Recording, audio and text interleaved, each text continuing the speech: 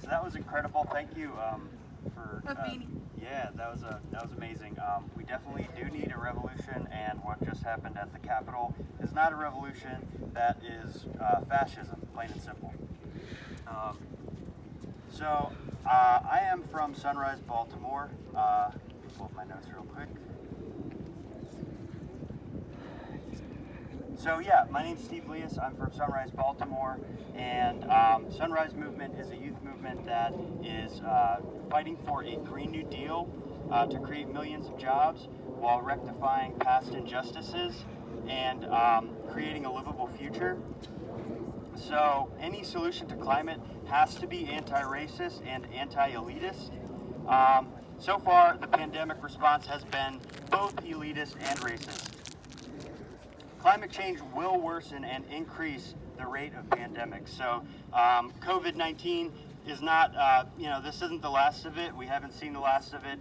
Even just of this round, there are more types of the disease developing.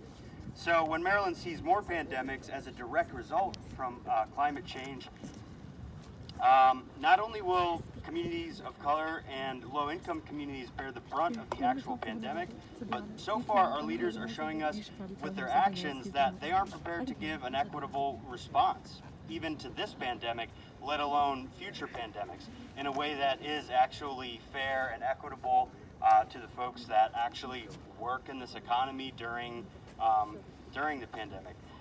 So what does that have to do with a stimulus check? What does a Green New Deal have to do with any of that? Well, obviously, in Sunrise Movement and a lot of the folks here are young people. So the most, quote unquote, radical proposal for a stimulus check in Maryland, at least, is, as the mayor said, is Peter Francho's $2,000, for people who don't have kids, So a lot of young people, guess what, don't have kids. A lot of young people are essential workers. We should have, $2,000 at least once. Michaela Wilkes, who ran against Steny Hoyer, proposed very early, go Michaela Wilkes, very early in the pandemic, and it didn't get a lot of pickup at the national level, but very early in the pandemic was calling for $2,000 monthly. We do need a UBI at the national level, and I think if we can get these stimuluses in, in there, then we can start actually moving towards transformative justice. So, economic justice, racial justice, and social justice are inseparable from environmental justice. So we support immediate economic relief for the working people and frontline communities of this state.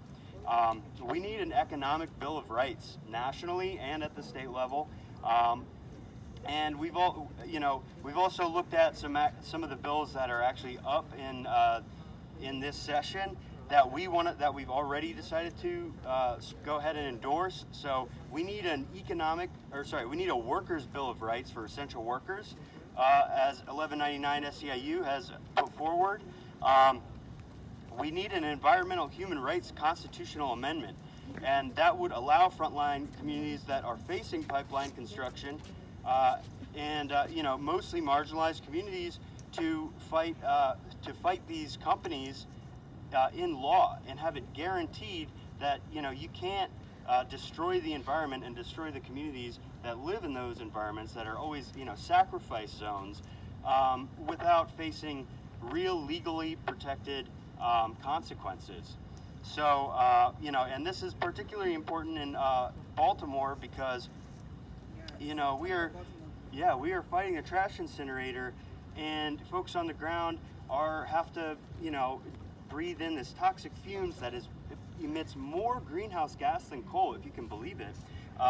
And it's burning trash, and they call it recycling, and it causes more than $55 million worth of respiratory health damage, which is a really technocratic way of saying that people are suffering and dying during a respiratory pandemic.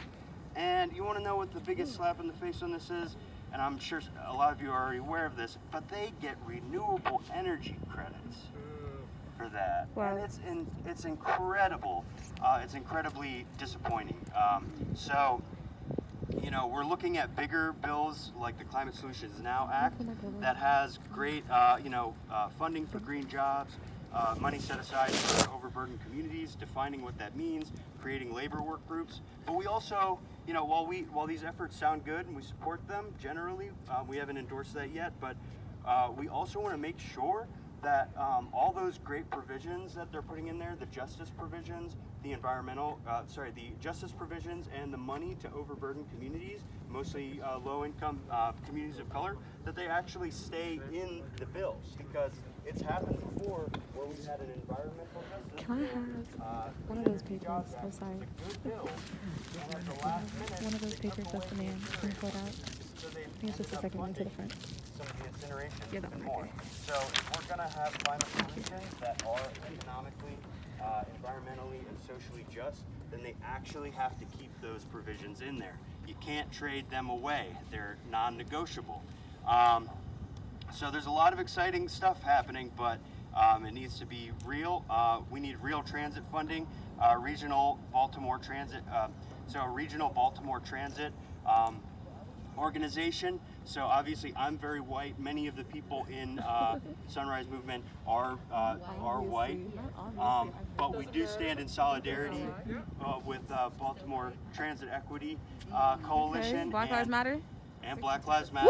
Woo! Black Lives Matter! And yeah, Black Lives Matter. And we are looking into endorsing the repeal of Leo Bohr, Anton's Law, as well as returning control of policing to Baltimore.